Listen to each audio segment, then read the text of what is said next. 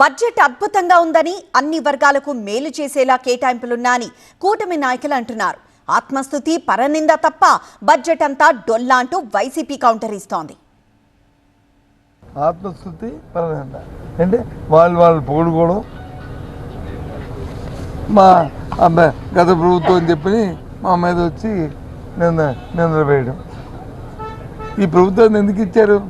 మీరు ఉద్ధరిస్తారని కదా మీకు అధికారం ఇచ్చారు అని చూస్తే ఒక 100 సార్లు వచ్చి చంద్రబాబు నాయుడు గారి పేరు, ఒక 75-80 సార్లు వచ్చి లోకేష్ గారి పేరు. ఆత్మశుద్ధి పరనం తప్ప ఇంకేమీ లేదు. దీనివల్ల సామాజిక కానీ మధ్యతరగతి వాళ్ళకి కానీ ఏది కూడా మరవలేదు లేదు. అసలు ప్రజారంజక బడ్జెట్ అని వీళ్ళు చెప్పుకుంటూ ఉన్నారు, కానీ ఇది ప్రజా కంటక బడ్జెట్.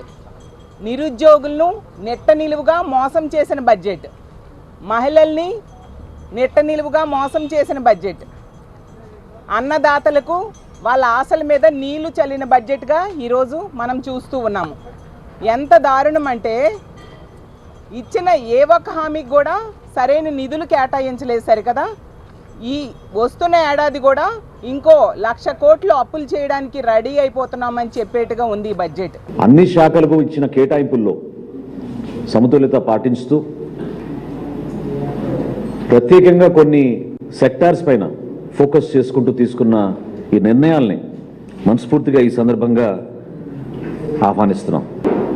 ఈరోజు సూపర్ 6 విషయంలో ఎక్కడ కూడా తగ్గకుండా ఏ విధంగా మేము సంక్షేమం కోసం కేటాయించిన నిధులు, ప్రత్యేకంగా దీపం పథకం కానివ్వండి, ఆర్టీసీలో మహిళలకి ప్రయాణం కానివ్వండి, ఎన్టీఆర్ భరోసా పెన్షన్లు కానివ్వండి, ఒక చరిత్ర సృష్టించే విధంగా దూసుకుంటూ ముందుకెళ్తున్నాం. మౌలిక సదుపాయాల విషయంలో, వసతుల విషయంలో మీరందరూ కూడా చూస్తూనే ఉన్నారు.